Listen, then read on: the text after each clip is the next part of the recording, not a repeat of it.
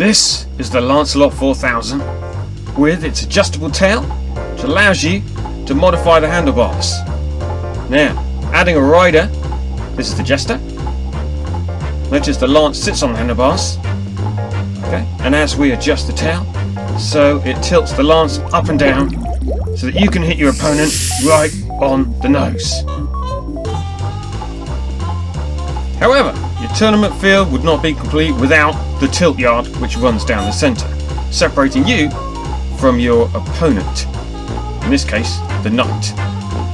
Now, as in all jousting, your lance goes across the tilt yard with the idea of knocking your opponent off their horse. Now, Tumble Toys, we don't know how big your kitchen table is, so it's clear that the jousting kit needs to be adjustable. Each Lancelot 4000 comes with its own table clamp. On the table clamp itself is a buffer, and this is to stop your Lancelot 4000 galloping over the edge of the kitchen table.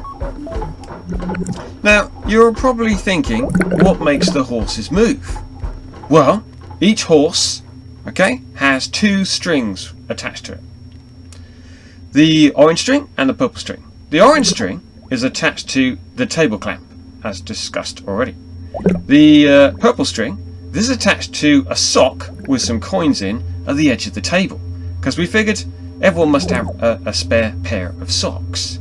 So, all we have to do now is basically pull the horse back and it will be self-propelled across your kitchen table. We're ready now to joust.